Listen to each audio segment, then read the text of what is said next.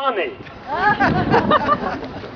And here's an example of what it says about itself.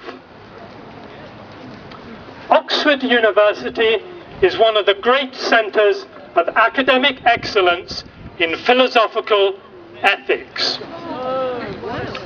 I'm sure you won't be so naive as to suppose that this means doing excellent things.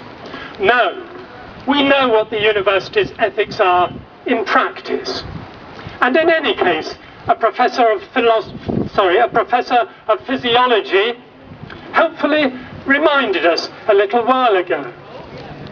Someone asked him that familiar question, would he think it right for some alien species cleverer than ours to subject humans to experiments?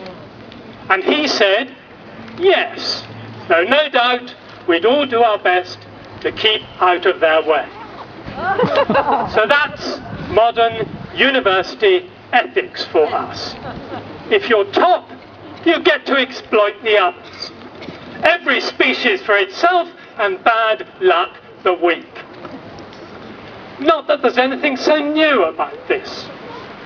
The animals have been paying for this sort of ethics at Oxford for 130 years, ever since it appointed its first professor of physiology.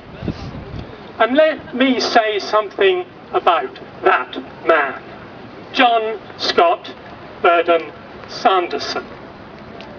He edited the first English manual for animal experiments.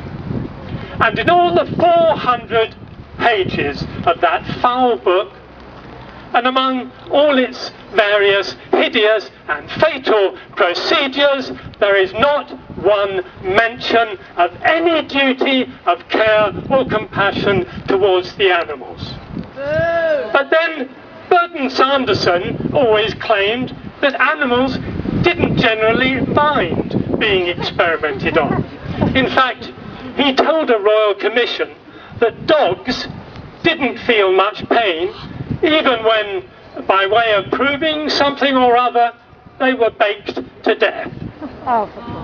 And that illustrates a general rule in ethics. If you're doing something that others will think shameful, you're certain, in time, to add dishonesty to it. Dishonesty, disingenuousness, lying, in one form or another, these have always been vivisection's associates. And you'll see it now on the university's animal research website. We know that more than 150,000 animals die in or after experiments here every year, to say nothing of the ones killed as surplus or unsuitable, the ones nobody even bothers to count. It's a shameful situation, and therefore it does not appear on the website. The number which does appear on the website is 16,000, which is a number of animals which can actually be fitted into the building. It's the number you would provide if you are advertising a hotel or a hostel. For a laboratory, it's completely meaningless. Last year, Oxford University added its signature to a national declaration promising to be more open about animal research. I therefore publicly invited it to make a start in that direction by putting that 150,000 number onto its website. Of course, it said nothing and did nothing. So there's some more university ethics for you. Empty promise-making, also known as humbug. But one thing has changed since Burden Sanderson's time.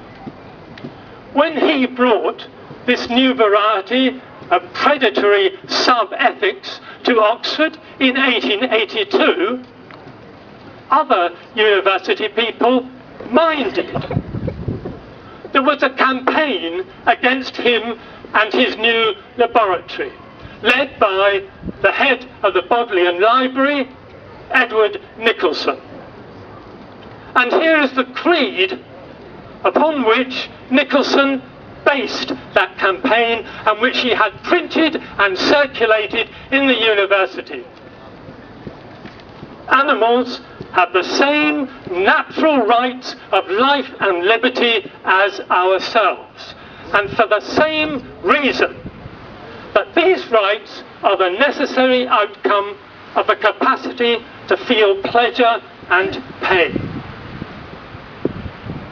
Nicholson got support in all parts of the university establishment. Professors, fellows, heads of colleges signed up. Here's the Bishop of Oxford writing to him. I wish you success in keeping this evil thing out of Oxford. Here's a professor of history.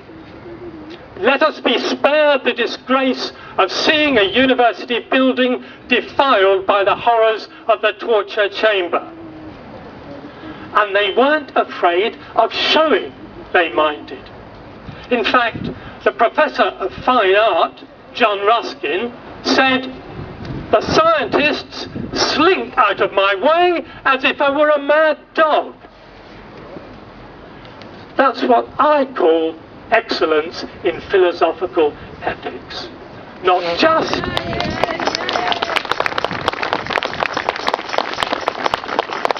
which means not just thinking about it, but doing something about it. But where are those people's successors today? Is there a professor of history here? Is the Bishop of Oxford here? No. The university doesn't need me to tell it that it's academically distinguished, that it's full of beautiful buildings, that it's a thoroughly comfortable ride for the humans inside it.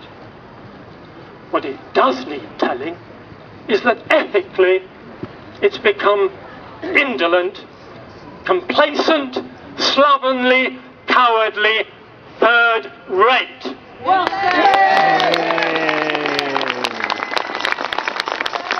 In fact, ethically, it's half asleep, and we're here to wake it up.